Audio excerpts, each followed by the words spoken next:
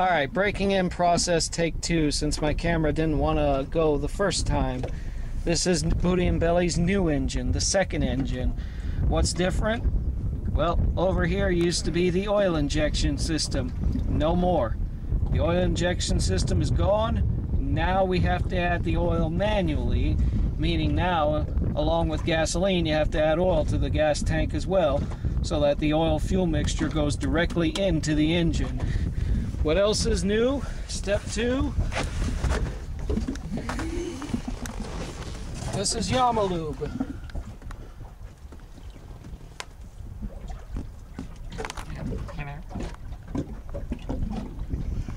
This is Yamalube. Looks like a Gatorade bottle to me. Yeah, Gatorade bottle filled with Yamalube. That's also new. No more Yamalube. They say that was hurting the engine. It was separating from the gasoline, sticking to the carburetors. Engine 2, which Giselle just got a pic of there, got fluid in the carburetors. The mechanic didn't charge us extra. He took the carburetors out at no cost and cleaned them. So now we have to use a different kind of oil, even though the manual says Yamalube. The manual, I guess, don't know what it's talking about. So, moving on. Cut for a minute. Oh. Alright, what else is new? When you're going in and out of the marina, one engine.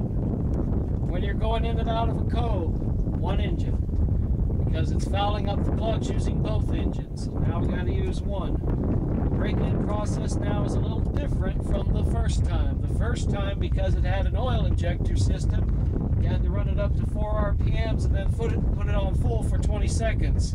Not anymore. Now you just keep it no higher than 5 RPMs for 1 hour. So that's why we're out here, to go burn that 1 hour process. Once the 1 hour is done, we refuel the boat. We're going to put fresh new oil, fresh fuel stabilizer in the engine, then we're going to put it to bed for the winter. That's pretty much it as far as the break-in period. Once the break-in period is done, the boat's ready to go as far as running. So